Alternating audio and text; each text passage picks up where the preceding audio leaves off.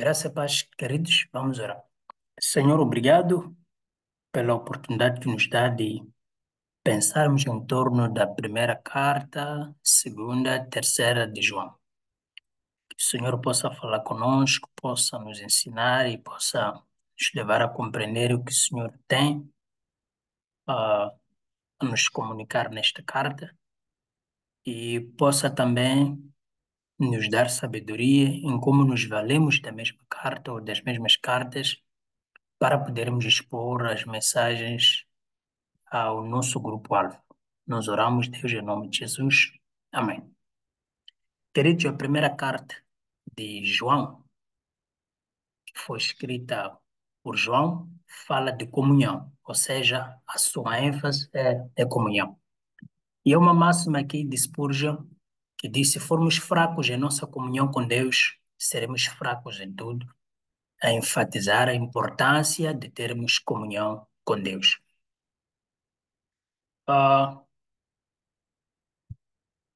1 de João 2:12 a 14, 19, 3:1, 5:13 deixam claro que a carta, não é, era endereçada a crentes, mas a própria carta não mostra quem eram esses crentes, nem onde moravam. O fato de não mencionarem alguém por nome faz supor que se tratava de carta circular enviada a cristãos de vários lugares. A semelhança da carta de Éfeso, que supõe-se ter sido uma carta circular. Evidências de escritores cristãos primitivos situam o apóstolo João em Éfeso, onde passou a maior parte dos seus últimos anos de vida, cerca de 70 a 100 depois de Cristo. O primeiro uso confirmado, perdão, de 1 João foi na província da Ásia, atual Turquia, onde Éfeso se localizava. Pode-se tomar por certo que primeira João foi enviada às igrejas da província da Ásia. Os leitores de João eram confrontados com uma forma primitiva da variedade seríntica da doutrina gnóstica. Os serínticos diziam que Cristo divino uniu-se ao homem Jesus no batismo, abandonando-o antes da morte. Esta teoria, chamada de serentismo, segundo o nome do seu porta-voz mais destacado, Serinto, não é? Ou seja, teoria esta que defende que Cristo, divino, uniu-se ao homem, Jesus no batismo, depois o abandonou antes da morte, é uma teoria defendida por um homem chamado Serinto, e é esta teoria denominada como serentismo. Esta opinião forma o contexto de boa parte de 1 João, e esta heresia também era libertina, repudiando todas as restrições morais, não é? Estamos a falar que, apesar de defender a possibilidade do abandono de Cristo divino, antes da morte de Cristo, era uma teologia de licenciosidade, uma teoria ou perspectiva licenciosa que não defendia ou que repudiava as restrições morais, na ideia de que as pessoas podem viver à vontade, como elas bem entender. Quando João escreve esta carta, ele queria que os seus leitores nutrissem a certeza da habitação de Deus por meio de sua constante comunhão com Ele. No sentido de que, olha, a constante comunhão com Deus é a base, é o fundamento para termos certeza da sua habitação em nós. João também escreveu esta epístola com o fim de encorajar este gênero de comunhão e enfatizar a importância de reter a doutrina apostólica. Lembram-se, queridos, que estamos numa fase, numa época em que a igreja é infestada por más influências de falsos mestres, falsos profetas, os que ensinam falsa doutrina. E há uma necessidade que os apóstolos estão a verificar de se encorajar que a doutrina dos apóstolos seja de salvaguardada. 1 João também foi escrita para refutar os destrutivos ensinamentos dos gnósticos e destacar a realidade da encarnação e futilidade da confissão sem prática, ou seja, a confissão oral apenas sem uma vida prática é fútil, é inútil. Estes anticristos fracassaram em três testes. Um, o viver justo, eles não tinham viver justo, porque eles condenavam a restrição moral. Dois, o amor pelos irmãos, eles tinham dificuldade nesse quesito. Três, a convicção de que Jesus é o Cristo, o Deus encarnado. Eles tinham problemas muito sérios com a união hipostática. Uma das heresias mais perigosas dos dois primeiros séculos da Igreja foi o gnosticismo. Sua doutrina central era de que o espírito é inteiramente bom e a matéria inteiramente má, e desse dualismo antibíblico resultaram cinco erros importantes. Um, o corpo do homem, que é matéria e mal, ou seja, o corpo do homem, que é matéria, é mal, por essa mesma razão deve ser diferenciado de Deus, que é totalmente espírito e por isso mesmo totalmente bom. Esta é a primeira razão.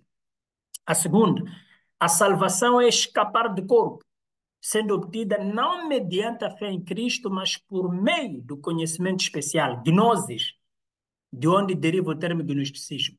Essa ideia de escapar do corpo é uma ideia plagiada no Platão, ou seja, uma ideia platônica, onde, na perspectiva dele, a purificação da alma acontece mediante a sua fuga do corpo. Ou seja, o corpo é a tumba da alma e a alma precisa fugir do corpo com vista a alcançar a sua purificação, porque o corpo é a fonte de paixões, na perspectiva platônica.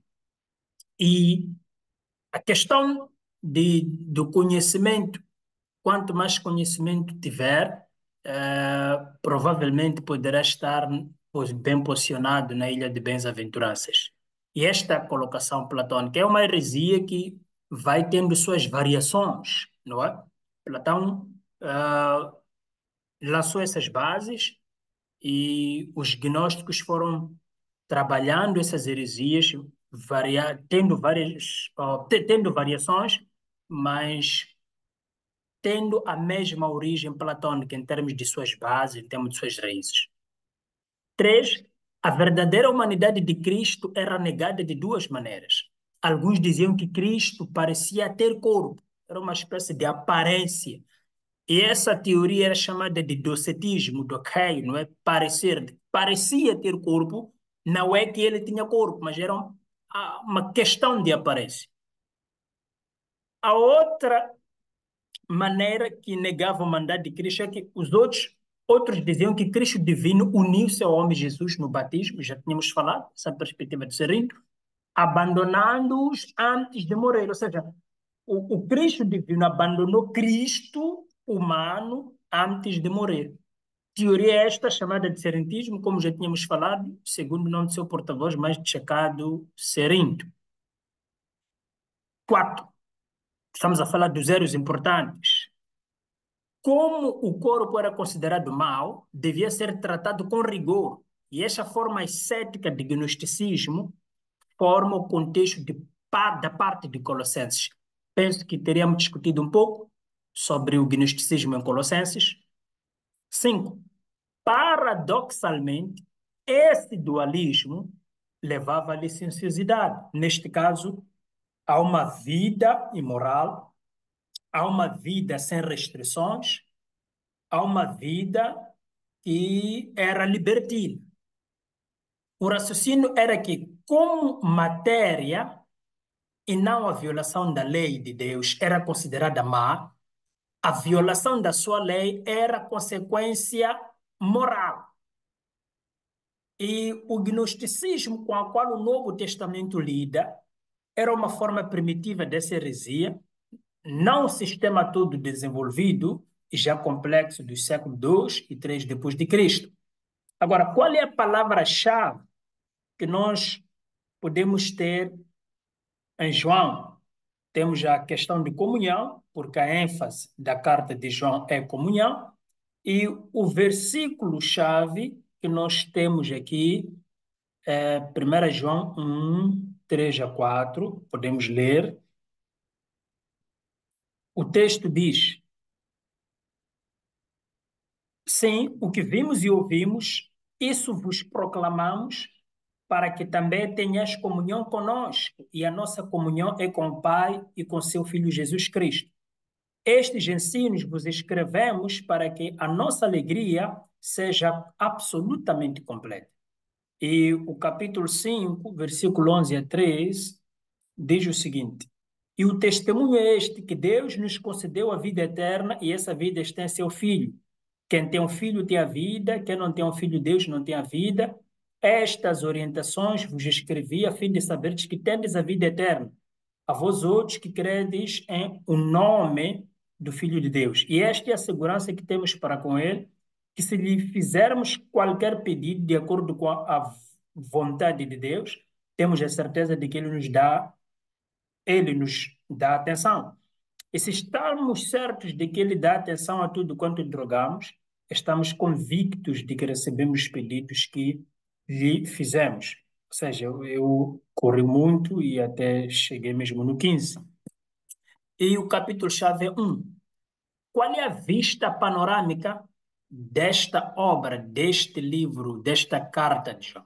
João escreve sua primeira epístola numa época em que a doutrina apostólica estava sendo questionada pela intensa proliferação de falsos ensinos.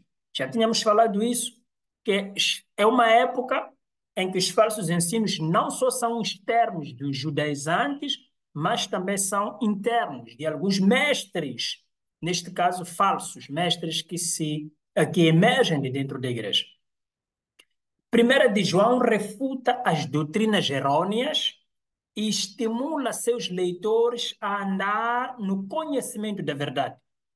João arrola os critérios e as características da comunhão com Deus e mostra que aqueles que permanecem em Cristo podem nutrir confiança e certeza na presença dele. Aqui João destrona todo o pensamento que muitas vezes nós temos tido de dúvida da salvação. E aqui ele mostra que a comunhão com Deus é a base, é o fundamento da certeza de que Deus ele está conosco. Uma comunhão contínua com ele. Esta obra simples, porém profunda, desenvolve o significado da comunhão, não é?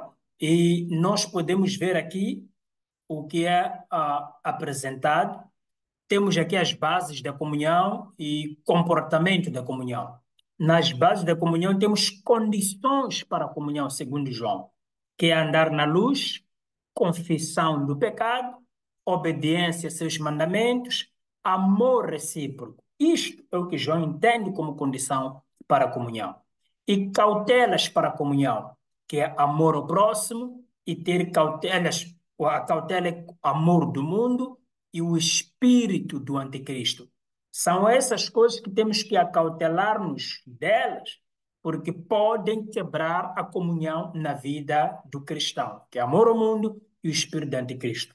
Isto João entende como base da comunhão, como meios da comunhão e como forma de viver na luz. Há o que é encorajado, que são condições da comunhão, e é o que é chamado de cuidado, que é o amor ao mundo e o espírito de anticristo. Também tem o comportamento da comunhão. Quais são as características de quem se comporta ou de quem evidencia uma vida de comunhão?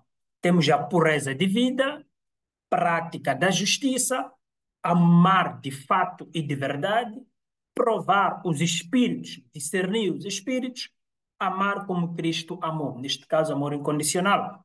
Estas são manifestações de um comportamento, ou seja, de um comportamento que se baseia na comunhão. E quais são as consequências da comunhão, os resultados da comunhão expostas aqui por João? Vitória sobre o mundo, certeza da salvação, orientação na oração, isenção do pecado habitual. Neste caso, não viver na prática do pecado. Então, estes comportamentos vão mostrar ou vão refletir que vive-se no amor de Deus. Como é que 1 João contribui para as escrituras no geral? As características comuns de uma carta, saudação, destino, congratulações, bênção, estão ausentes em 1 de João. E alguns estudiosos já consideram um sermão transcrito. Há também uma abundância de paralelismo antitético. Neste caso, luz versus trevas, verdade versus falsidade, amor versus ódio, amor pelo mundo versus amor pelo Pai, Cristo versus anticristo, filhos de Deus versus filhos do diabo, justiça versus pecado, Espírito de Deus versus Espírito de anticristo, vida versus morte. É versus morte. É o paralelismo antitético que podemos verificar nesta obra. O Evangelho de João e a primeira epístola são obras complementares em seu conteúdo e também em seu propósito. Como é que Cristo é visto em João? O presente ministério de Cristo é descrito nesta epístola, nestes textos aí que podem ler em casa. Seu sangue purifica continuamente o crente de todo o pecado e ele é nosso advogado justo na presença do Pai. Escrevo isso, filhinhos, para que não pequeis. No entanto, se pecardes, temos advogado, não é, junto à presença do Pai, neste caso, a destra do Pai. Esta epístola põe particular ênfase na encarnação de Deus, o Filho, e na identidade de Jesus como o Cristo, em refutação à doutrina gnóstica. Jesus Cristo veio através da água e do sangue e era a mesma pessoa indivisível, desde o princípio seu batismo até o fim sua crucificação, neste caso, até o fim de seu ministério público. Esta colocação era mesmo para poder combater a perspectiva de ser índio em relação a, a, a Cristo, ao abandono, ao suposto abandono do Cristo divino ao Cristo homem antes da sua morte. Segunda de João. Segunda carta de João fala da verdade e os falsos mestres. Também é uma obra que fala da comunhão, mas é uma comunhão contra os falsos mestres. É uma advertência da comunhão contra, ou seja, a favor de uma advertência contra a comunhão com os falsos mestres. Então, a lógica, ou seja, a ênfase desse texto é a verdade e os falsos mestres. Nos 2 primeiros séculos, o evangelho era levado de um lugar para outro por evangelistas e mestres itinerantes.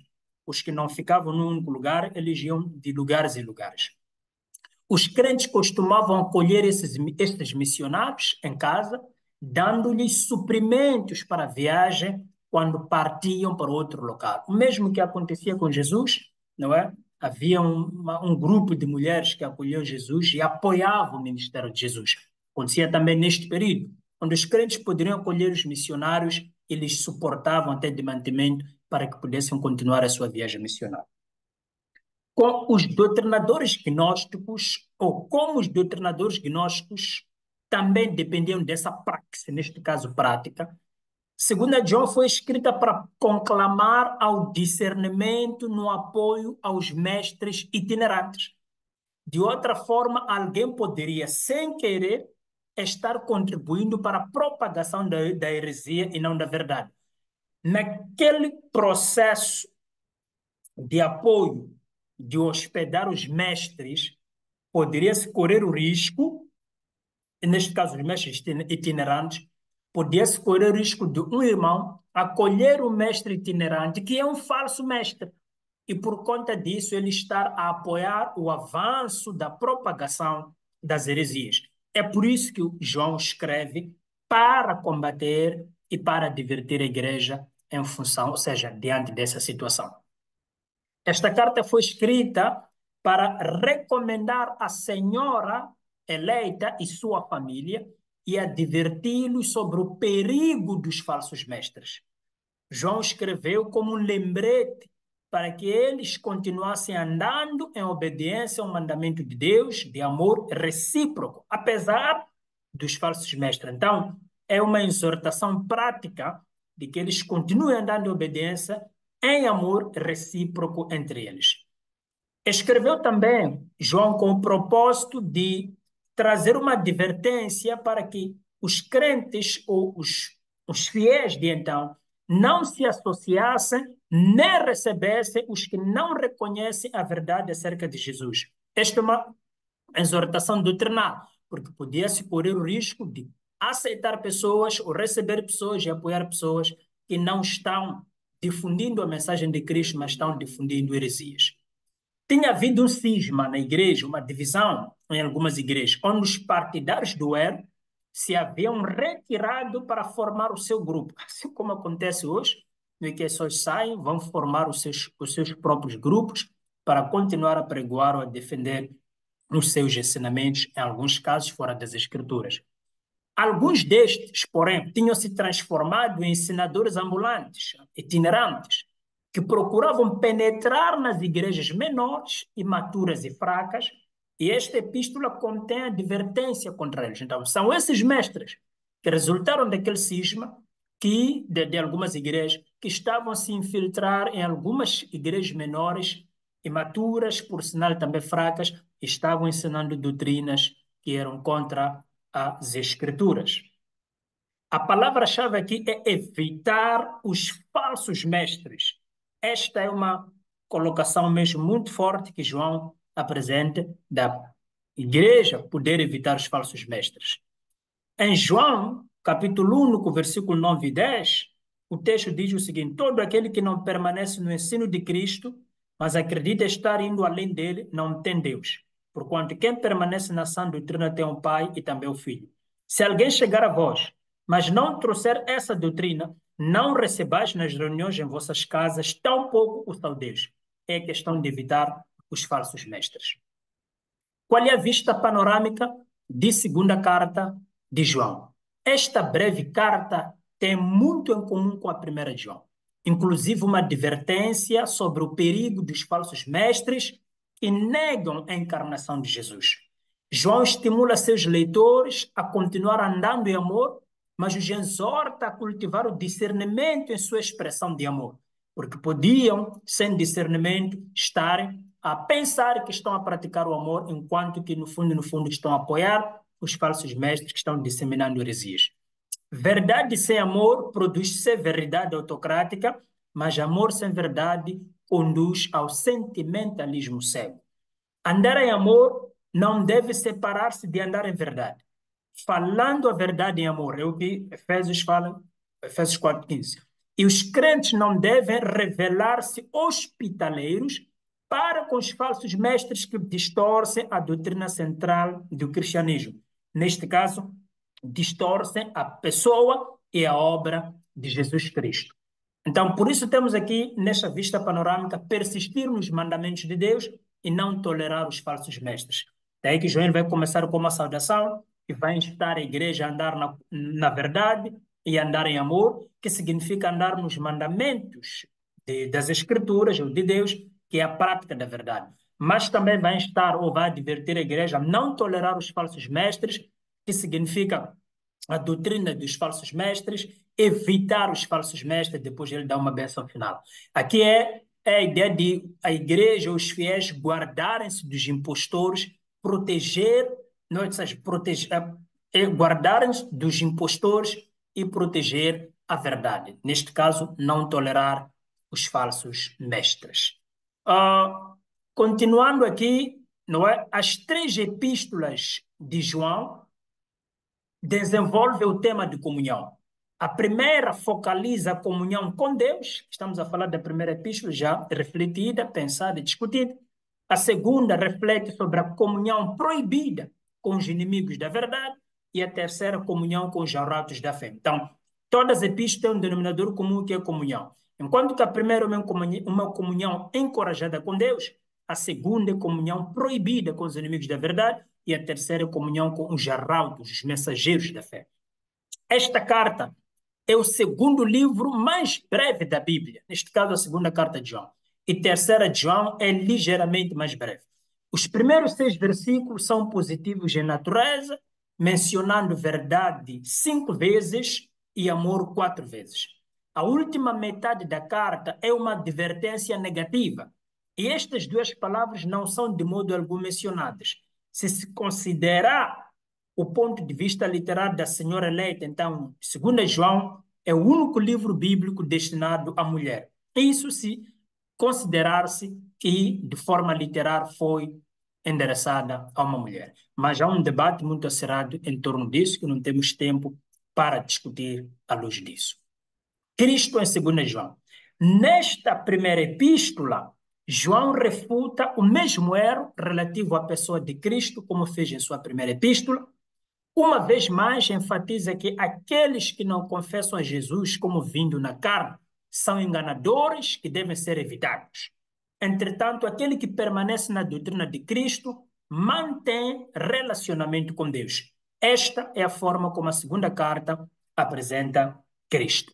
Agora, a terceira carta de João, o que nos aborda? A terceira carta de João reflete em torno da generosidade. A ênfase é ser generoso e hospitaleiro para com os mensageiros da fé. Qual é o contexto? Os mestres itinerantes enviados por João foram rejeitados em uma das igrejas da província da Ásia por um líder chamado Diótrefes, que até mesmo excomungava membros que mostravam hospitalidade aos mensageiros de João. João escreveu esta carta para elogiar a Gaio, por ter dado hospitalidade e sustento a esses mestres e, de modo indireto, para divertir Diótrefes, que praticamente estava a se apresentar como um líder autocrático no seio da igreja. Qual é o propósito desta carta? Esta carta foi escrita para incentivar a hospitalidade de Gaio para com os missionários e para condenar o egoísmo de Diótrefes. 5 propósitos específicos podem ser destacados do seu conteúdo. 1. Elogiar Gaio por seu apego à verdade e por sua hospitalidade aos emissários enviados por João. Neste caso, os missionários que João lhes enviava. 2. Estimular Gaio a prosseguir em seu apoio a estes irmãos. 3. Repreender Diótrefes por sua arrogância e má conduta. 4. Expressar uma recomendação, neste caso, por Demétrio. Expressar uma recomendação a Gaio ou à igreja por Demétrio. E informar a Gaio que a intenção de João era visitá-lo e diminuir suas dificuldades. Neste caso, que ele também, essas clivagens que estava a ter com o Diótrefes. Que dados importantes podemos retirar desta obra? Na época em que esta carta foi escrita, ou que foi escrita esta carta, grande parte do ministério era desempenhado por pregadores viajantes que faziam rondas periódicas, ficando algum tempo em cada grupo e realizando reuniões prolongadas em residências particulares. Tal prática era facilmente suscetível de abuso por parte de oportunistas religiosos que se serviam de seus privilégios para levar uma vida isenta de despesas às custas dos crentes. João louvou Gaio pelo seu simpático apoio destes pregadores viajantes, emissários de João, visto que não recebiam contribuições dos gentios junto de quem trabalhava. O aparecimento de ditadores da igreja é refletido no comentário acerca de Diótrefes, que não queria receber os visitantes, mas constantemente expulsava da igreja os crentes que estavam dispostos a fazê-lo. Quer dizer, ele não aceitava receber os visitantes, mas ao mesmo tempo ele expulsava da igreja as pessoas que tinham condição e disponibilidade de receber os visitantes. Estamos a dizer que era alguém que estava em contramão à expansão do evangelho. Gaio era um homem rico, provavelmente filho espiritual de João. Demétrio era um mestre itinerante e Diótrefes, um líder autoritário que estava rejeitando a autoridade e as cartas do apóstolo João. Agora, qual é a palavra-chave, neste caso, desta carta? é comunhão com os irmãos. E a terceira de João, não é? Temos aqui 11, o texto diz, amados, jamais imiteis ou imites o que jamais imiteis o que é mau, mas sim o que é bom. Alguém faz o bem, aquele que faz o bem é de Deus e aquele que pratica o mal não conheceu a Deus. Neste caso, Gaio era de Deus fazendo o bem e Diótrefes era do mal pelo fato de não estar a praticar o bem. Agora, vista panorâmica. Esta carta é o mais breve livro da Bíblia. Falamos de uma das cartas, acho que é a segunda carta, depois agora estamos a falar da terceira, que é o mais breve. A segunda é breve, mas não é tão breve quanto a terceira. Por isso temos dizer que este é o mais breve livro da Bíblia, contudo é muito pessoal e vívida. Oferece um severo contraste entre dois homens que reagem de forma oposta aos mestres itinerantes enviados pelo apóstolo. Enquanto Demétrio expulsa, ou seja, Diótrefes expulsa os mestres itinerantes, tais como Demétrio, que eram mestres enviados por João, Gaio recebe esses mestres. O fiel Gaio reage com generosidade e hospitalidade, enquanto o infiel Diótrefes reage com arrogância e oposição. E nesta vista panorâmica podemos perceber saudação, no é que o João vai endereçar a Gaio, piedade de Gaio, e vai enfatizar a piedade de Gaio e também a generosidade de Gaio, e dá algumas recomendações ao próprio Gaio relacionado ao serviço e a dever de hospitalidade. E também há uma condenação aqui que é feita a Diótrefes por conta da sua soberba, e há um elogio a Demétrio, que é um emissário de João, um mestre emissário que é enviado por João, e também bênção que é colocado por João. Aqui estamos a perceber que há um egoísmo de Demétrio de querer se mostrar, exibir-se como líder, e é preciso ter-se cuidado com esta sonolência, que é insolência, aliás, que é muito perigoso. Agora, qual é a contribuição para as Escrituras? Esta epístola é caracteristicamente joanina, enfatizando os temas de amor, verdade e alegria, tão proeminentes no Evangelho e nas demais epístolas de João. Amor, verdade e alegria são marcas dos escritos do apóstolo João. A extensão, o estilo e o método de segunda e terceira João são muito semelhantes. Embora João, neste caso, segunda e terceira João, não faça nenhuma contribuição doutrinária à Bíblia, que não se encontra também em primeira João, elas fornecem importantes introspectivas da vida e lutas da igreja no apagar das luzes da era apostólica. Mesmo as igrejas que se achavam sob o cuidado do apóstolo João eram constantemente ameaçadas pela doutrina e pela conduta heterodoxa e não ortodoxa. Cristo em João. Ao contrário de primeira e segunda João, terceira João não faz menção ao nome de Jesus Cristo. O versículo 7, porém, afirma por amor ao nome. Neste caso, é uma referência indireta ao Senhor Jesus. O conceito de verdade percorre esta epístola e Cristo é a fonte e encarnação da verdade, como é óbvio à luz dos demais escritos de João. Vamos orar. Senhor, obrigado pela sua palavra, por nos mostrar a importância de termos comunhão consigo a partir da primeira carta de João. E a segunda carta de João nos adverte contra a comunhão que inocentemente podemos ter com os falsos mestres e precisamos evitar. E a terceira carta, neste caso, nos fala da comunhão que nós temos que ter com os emissários, os enviados por Deus. Então, a primeira carta é comunhão consigo. E isso é um fundamento da certeza da sua presença em nossas vidas. A segunda carta é termos cuidado em albergar nas nossas casas, em sermos hospitaleiros dos falsos mestres. E a terceira carta é termos um coração disposto a apoiar a obra e apoiar os homens de Deus, os servos de Deus, os emissários de Deus. Que o Senhor possa abençoar a cada um de nós a vivermos nesta comunhão, nesta perspectiva que o Senhor nos apresenta através das cartas de João. Nós oramos em nome de Jesus. Amém.